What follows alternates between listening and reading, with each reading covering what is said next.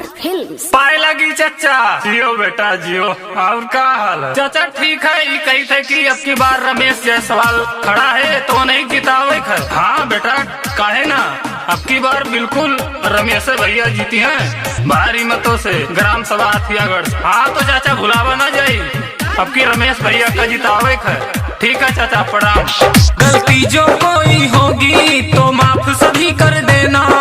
Krishna recording studio Delhi. गलती जो कोई होगी तो माफ सभी कर देना। रमेश जायसवाल को सेवा का अवसर देना हो, प्रधान अपना बनाना है अब की। रमेश जायसवाल को जिताना है अब की, हथियारगढ़ में ये ठाना है अब की। रमेश जायसवाल को जिताना है अब की। जी हाँ, ग्राम सभा हथियारगढ़ आपका अपना प्रत्याशी, आपका अपना बेटा रमेश जायसवाल जी को जिताना है, अपना प्रधान बनाना है। अगर अपने गांव में विकास लाना है तो रमेश जायसवाल जी को जिताना है।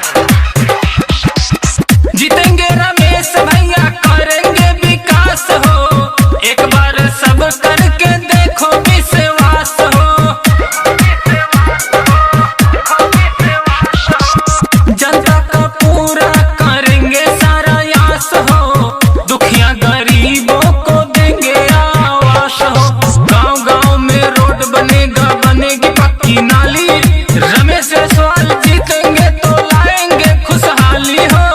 घूम घूम सबको बताना है अब की, रमेश जायसवाल को जिताना है अब की, अपना प्रधान बनाना है अब की। रमेश जायसवाल को जिताना है अब की। रमेश जायसवाल जी का कहना है, वोट नहीं कर्ज मांगते हैं, वोट नहीं कर्ज मांगते हैं, ब्याज सहित लौटा देंगे। जहां आपका बहेगा पसीना, अपना लहू बहा देंगे। हर सीधी रमेश जायसवाल अब बनेंगे प्रधान हो, हथियारगढ़ का बढ़ाएंगे शान हो। सारी समस्या करेंगे समाधान हो, देंगे सहारा जो भी होगा परेशान हो। हिंदू मुस्लिम सिख ईसाई सबसे मेरी विनती, कोई विरोधी टिक ना पाए जब होगी गिनती हो। फिर से निराश ना कराना है अब की, रमेश जायसवाल को जिताना है अब की, प्रधान अपना बनाना है अब की। रमेश जायसवाल को जिताना है अब की। दादी दादा ने ठाना है, काकी काका ने ठाना है, अपना प्रधान रमेश जायसवाल को बनाना है। तो जी हाँ, याद रखिएगा, भूलिएगा नहीं, अपना विकास करवाना है तो रमेश भैया को प्रधान बनाना है। मौका रमेश जीतेंगे अब की बार हो, पूरा हथियारगढ़ बैठा तैयार हो।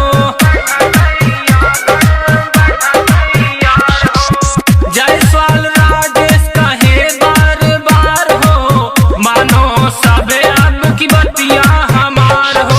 गांव गांव में गली गली में यही गूंजता नारा, अब की तो बदलाव हथियारगढ़ होगा हमारा हो। राजेश से छलिया ने माना है अब की, रमेश जायसवाल को जिताना